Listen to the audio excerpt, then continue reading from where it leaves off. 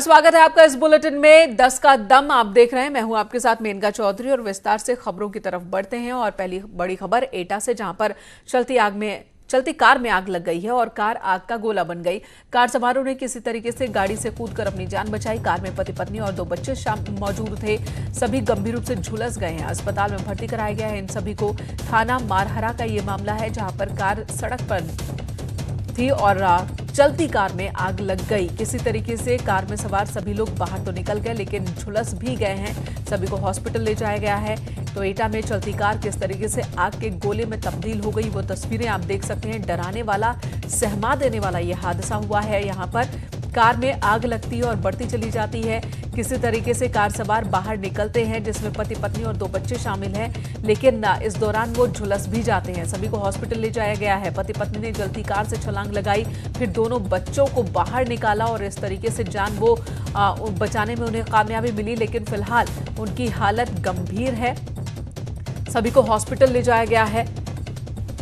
हादसे के बाद की ये तस्वीर हम आपको दिखा रहे हैं। इन दिनों कई जगहों से इस तरह की खबरें आ रही है कि चलती कार में या चलते वाहन में अचानक आग लग जाती है और बढ़ती गर्मी के साथ ये जो घटनाएं हैं इस तरह की, उसमें भी इजाफा देखने को मिल रहा है।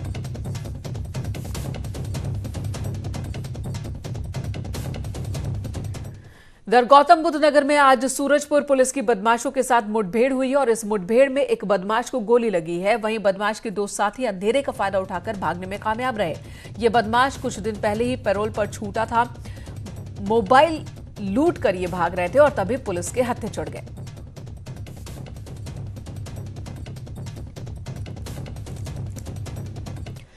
कानपुर में भी पुलिस और बदमाशों की मुठभेड़ हुई है। महाराजपुर थाना क्षेत्र में यह एनकाउंटर हुआ, जहां पर बदमाश को पैर में गोली लगी है। पकड़े गए बदमाश पर लूट, डकैती और चोरी समेत 15 मामले दर्ज हैं। तो कानपुर में भी पुलिस को बड़ी कामयाबी, 15 अलग अलग मामलों में दर्ज बदमाश को पकड़ने में पुलिस को कामयाबी मिली है। एनकाउंटर के बाद बदमाश को पकड़ा जा सका है। उसके पैर में गोली लगी, जिससे वो घायल हो गया। पुलिस ने उसे पकड़ा, उसे हॉस्पिटल ले गई। अवैध असला, कारतूस, मोटरसाइकिल इसके पास से बरामद। लूट, डकैती और चोरी समेत कुल 15 मामले इस बदमाश के खिलाफ दर्ज हैं। इधर योगी आदित्यनाथ सीएम उत्तर प्रदेश के यूपीपीसीएल के 28 नए पावर सब स्टेशंस का लोकार्पण और शिलान्यास करने वाले हैं। थोड़ी देर में ही इस कार्यक्रम की शुरुआत होगी। 3135 करोड़ की लागत से ये पावर सब स्टेशंस बनाए गए हैं और कुछ का निर्माण होना भी बाकी है।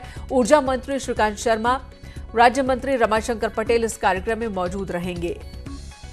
अनामिका इस वक्त हमारे साथ लखनऊ से जुड़ चुकी हैं। अनामिका, थोड़ी देर में लोकार्पण और शिलान्यास हो जाएगा इन 28 उपकेंद्रों का।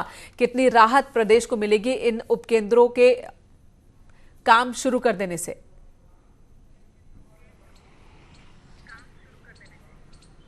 देखिए मैंने कहा, पूरे प्रदेश में बिजली की व्यवस्था को और बेहतर बनाने के लिए कुछ ही देर में मुख्यमंत्री योगी आदित्यनाथ एक बड़ा तोहफा, एक बड़ी सौगात देने जा रहे हैं, जहां पे 28 उपकेंद्र जो हैं उनका शिलान्यास और लोकार्पण होगा, जिसमें लखनऊ के लिए भी 2 है और प्रदेश के अलग अलग जिलों के लिए ये व्यवस्था की गई है। और अगर बात की जाए पूरे प्रदेश की, तो 28 कुल केंद्र हैं जिनका शिलान्यास और लोकार्पण होगा। अगर पूरे मई जून के महीने की बात की जाए तो ज़्यादा प्रेशर रहता है कम से कम पावर डिपार्टमेंट पे फिर बाद बिजली देने के लिए। और आप ये भी देखिए कि इसी कोरोना काल के बीच नए फैक्ट्रीज, नए औद्योगिक जो इकाइयां हैं उसको शुरू करने की बात भी कही गई है। तो उसको देखते हुए भी ये जो फैसला होगा ये काफी महत्वपूर्ण होगा। और इसके अलावा अगर ये देखें तो 3135 करोड़ की जो परियोजना है इसका शिलान्यास होगा। तो अब ये भी देखिए कि कोरोना काल में जहाँ पे सारे कामकाज ठप हैं, कामकाज थोड़ा सा आगे नहीं बढ़ पा रहा है, वहाँ पे पावर डिपार्टमेंट ने एक बड़ी व्यवस्था की है। हालांकि इस मौके पर चूंकि बड़ा प्रोग्राम करने का कार्यक्रम था पहले से, लेकिन कोरोना की वजह से इतना भव्य प्रोग्राम नहीं हो पा रहा है। मुख्यमंत्री योगी आदित्यनाथ अपने आवास पर से ही इन परियोजनाओं का शिलान्यास करेंगे, लोकार्पण करेंगे। इस मौके पर जो ऊर्जा मंत्री हैं और जो राज्य मंत्री हैं रमाशंकर पटेल, वो मौजूद रहेंगे। 5KD पर कुछ ही देर के बाद तस्वीरें सामने आएंगी जब मुख्यमंत्री इन योजनाओं का शिलान्यास कर रहे होंगे।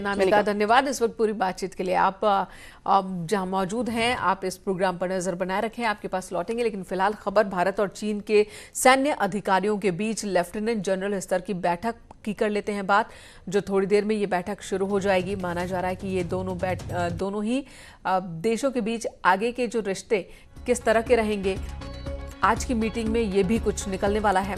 लद्दाख में वास्तविक नियंत्रण रेखा यानी कि LAC के पास 1 महीने से तनाव बरकरार है और इस तनाव को खत्म करने के लिए आज की मीटिंग बुलाई गई है। भारतीय दल का नेतृत्व लेफ्टिनेंट जनरल स्तर के अधिकारी कर रहे हैं। इसको बात से ही मेरे विचार से रिजॉल्व किया जा सकता है। दोनों के सिक्योरिटी कंसर्न्स हैं, लेकिन जहाँ तक जिस किस्म से दोनों की गवर्नमेंट्स बातचीत में विश्वास रख रही हैं और ये समझा जा रहा है कि दोनों ही देश लड़ाई नहीं चाहते हैं, तो मेरे विचार से बातचीत होगी। हमें बहुत ज़्यादा उम्मीद नहीं रखनी चाहिए इस बातचीत से, क्योंकि बातचीत सफल भी हो सकती है, असफल भी हो सकती है। कि एक लेफ्टिनेंट जनरल रैंक ऑफिसर अपने राष्ट्र हित और राष्ट्रीय सुरक्षा को बहुत अच्छी तरह से पेश कर सकते और सभी बातों पे चिंतन करके विचार विमर्श करके वो चीन को ये बहुत कड़ा संदेश दे सकता है कि आज का हिंदुस्तान बहुत सक्षम है, नेतृत्व सक्षम है और हम किसी भी परिस्थिति के तैयार हैं। यदि चीन शांति चाहती है तो उसका जो विस्तारवाद की राजनीति है उसको खत्म करे। जो तो एक हम रोड जो दरबुक, शोक और DBO से फीडर रोड बना रहे हैं, जो कि जा रही हैं लाइन ऑफ एक्चुअल कंट्रोल की तरफ बंकरों और पोस्टों में, वो कंटिन्यू रहेगी। और उसके साथ जो हमने ट्रैक बनाया है फिंगर 4 पेंगैंगसो में जो हमारा इलाका है, वो भी हम कंटिन्यू रखेंगे। तो ये 2 मुद्दे हैं भारत की तरफ से और हम इसके ऊपर स्टिक करेंगे और इसके ऊपर कोई कॉम्प्रोमाइज